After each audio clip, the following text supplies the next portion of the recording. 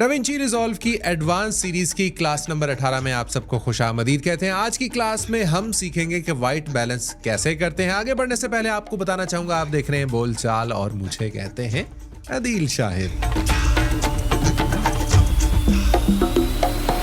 बिस्मिल्लाहिर्रहमानिर्रहीम। बोल चाल के एक और एपिसोड में आप सबको खुशामदीद कहते हैं। उम्मीद करते हैं आप खैरियत से होंगे। चैनल को यकीनन सब्सक्राइब कर लिया होगा, बेल आइकन भी दबा दिया है और कमेंट भी आप करते हैं। मुझे बहुत अच्छे से अंदाजा है फुटेज वाइट बैलेंस करना है।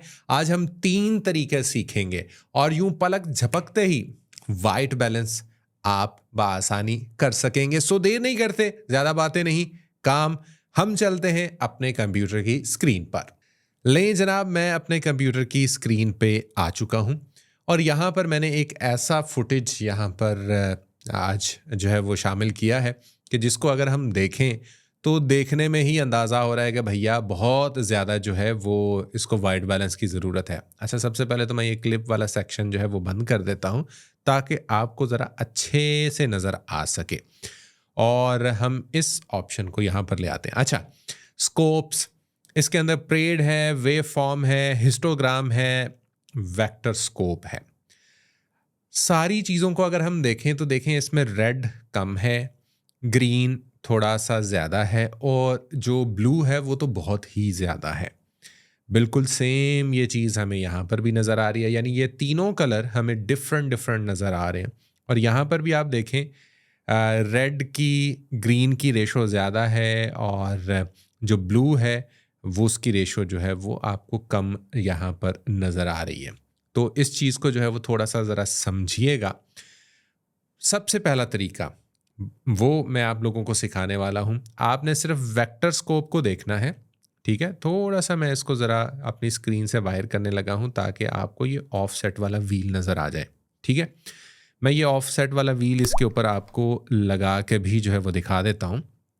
ये देखें जी, अब इससे हुआ क्या है कि आपको एग्जैक्टली जो है वो वेक्टर स्कोप को किस तरीके से इस्तेमाल करना है। आप ये देखें, ये जो एरिया है और यहाँ पर ये जो लाइन नज़र आ रही है, ये यूँ समझ लें कि ये 0 पॉइंट होता है आपका। ये मिड में अगर आपका ये वाला हिस्सा आपका आ जाएगा तो ऑटोमेटिकली आपकी जो फुटेज है वो हो जाएगी, वाइट बैलेंस हो जाएगी। या ये तीनों कलर जो है वो जब आपस में मिलेंगे और यहाँ पर वाइट एक लाइन बन जाएगी तो ये वाइट बैलेंस हो जाएंगे। या फिर इन कलर्स को अगर हम सीक्वेंस में ले आएँ तो तब भी फुटेज वाइट बैलेंस हो जाएगी। हम कुछ भी करें, ये सारी की सारी चीज़ें इकट्ठी जो है वो मूव हो रही होती हैं। सबसे पहला तरीका जो मैं आपको बताने के लिए जा रहा हूँ कि वाइट बैलेंस कैसे करना है, बहुत ही आसान है। यहाँ पर आपने क्या करना है, व्हील्स में आ जाना है और प्राइमरी कलर व्हील्स को आपने इस्तेमाल करना है। सबसे ऊपर अगर आप ये देखें कि यहाँ पर टेम्परेचर आपको दिया हुआ है और यहाँ पर टिंट ऑप्शन आपको दिया हुआ है। टेम्परेचर में आपको नज़र आ रहा है कि ये वाला हिस्सा जो है वो आपको आ जाता है ब्लूइश टाइप और यहाँ पर आपका आ जाता है ये येलो टाइप और यहाँ पर आपका ग्रीन और यहाँ पर रेड आ जाता है। अब आपने ये देखना है, यहाँ पर तो ऑलरेडी ब्लू बहुत ज़्यादा है, आप ये देखें।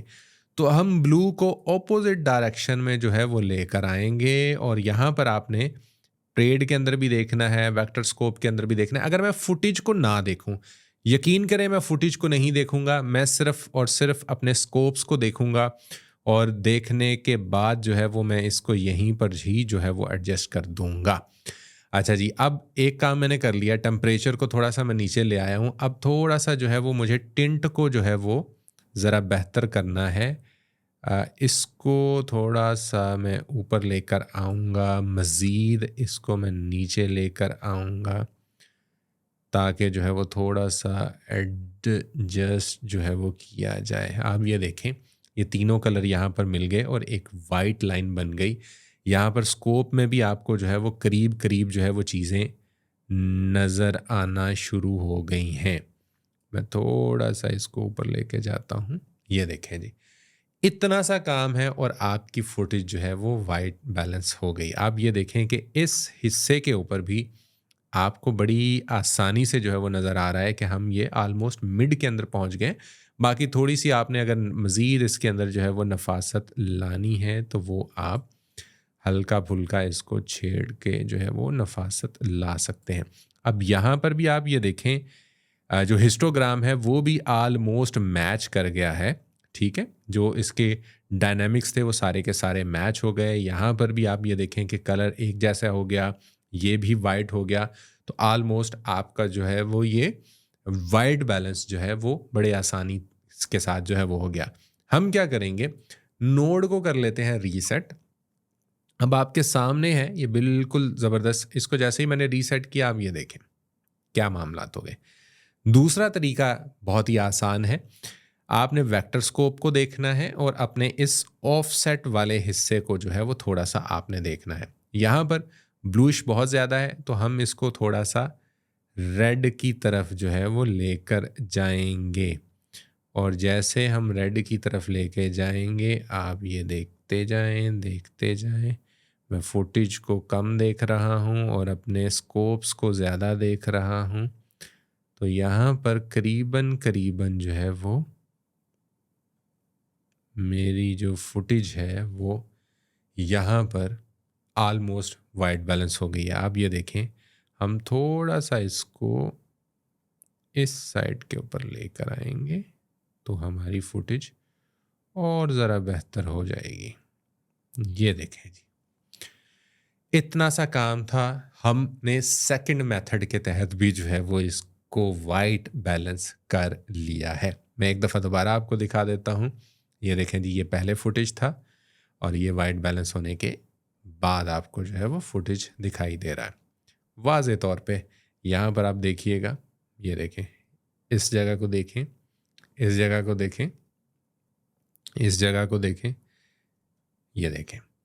हम दोबारा से नोड को रीसेट कर लेते हैं। और तीसरा तरीका मैं कभी भी आपको रिकमेंड नहीं करूँगा, लेकिन बहुत ज़्यादा जल्दी है, विद इन सेकेंड आपने कोई प्रोजेक्ट देना है या एक छोटा सा कोई पार्ट है फुटेज का वो आपने लगाना है और टाइम नहीं है आपके पास, तो फिर आप ये अपना जो क्वालिफायर है इसको आप लेते हैं वाइट बैलेंस के लिए। आपकी फुटेज में कहीं पर भी वाइट कलर है, अब मुझे ये देखें यहाँ पर नज़र आ रहा है ये वाइट कलर है, तो मैं इस पर जस्ट क्लिक करूँगा तो ये उसको करीब जो है वो वाइट बैलेंस कर देगा। देखें, इतना ज़्यादा या इतने बेहतर तरीके से वाइट बैलेंस नहीं हुआ। हम दोबारा से इसको रीसेट कर देते हैं। हमें दोबारा से कोई वाइट जगह जो है वो ढूंढनी पड़ेगी। यहीं पर ही थोड़ा सा हम ढूंढते हैं, देखें फिर भी इतना वो नहीं हुआ। मज़ीद हम थोड़ी कोशिश करते हैं इस जगह के ऊपर, फिर भी देखें इतने अच्छे तरीके से वाइट बैलेंस अभी भी नहीं हुआ। आपकी फुटेज में वाइट कलर का होना बहुत ज़्यादा ज़रूरी है। या फिर इसके अलावा एक ऑप्शन हमारे पास वो ये है कि हम इसको खुद ही ऑटो पे छोड़ दें। जब आप ऑटो पे छोड़ देते हैं तो वो साथ में आपका जो किया हुआ ग्रेड है या बाद में जो आप कलर इसको करेंगे, कलर करेक्शन करेंगे या कलर ग्रेड करेंगे, उसका बिल्कुल सत्यानाश कर देगा। वो कैसे, ये देखें, बिल्कुल ऑटोमेटिकली आप सब कुछ सॉफ्टवेयर पे छोड़ देंगे, जो बिल्कुल भी मैं रिकमेंड नहीं कर रहा। मैं तो ये भी रिकमेंड नहीं कर रहा। आप बिल्कुल अगर ऑटोमेटिक करेंगे तो वो ये देखें, अभी भी आप ये देखें कि यहाँ पर जो ब्लूइश है वो बहुत ज़्यादा है, ग्रीन भी आपको अलग से नज़र आ रहा है, रेड भी आपको अलग से नज़र आ रहा है। आपका वेक्टर स्कोप भी आपको बता रहा है कि भैया वाइट बैलेंस नहीं है। वाइट बैलेंस करने के लिए आपको क्या करना पड़ेगा, आपको यहाँ पर आना पड़ेगा। ये देखें जी, यहाँ पर आए हैं तो हमें हमारे जो है ना वो जो वेव फॉर्म है उसके अंदर भी ये वाज़े तौर पे नज़र आ रहा है। और यहाँ पर भी अभी भी रेड का जो पोर्शन है वो थोड़ा ज़्यादा है, इसको हमें थोड़ा सा कम करना पड़ेगा यहाँ पर। ये वो 3 तरीके थे वाइट बैलेंस करने के। ऑटोमेटिक तरीके से बिल्कुल नहीं करना। क्वालिफायर को तब इस्तेमाल करना है जब आपकी फुटेज के अंदर प्रॉपर कोई वाइट चीज़ है, कोई वाइट जगह है, उसको आप यूज़ करते हुए वाइट बैलेंस कर सकते हैं। अदरवाइज फुटेज की बजाय ज़्यादा स्कोप पे नज़र रखें। अब आइंदा आने वाली जितनी क्लासेस हैं, स्कोप को देखते हुए हम साथ साथ में कलर करेक्शन और कलर ग्रेड करेंगे। तो स्कोप को इस्तेमाल करना सीख लें, नज़र उस पर रखना सीख लें।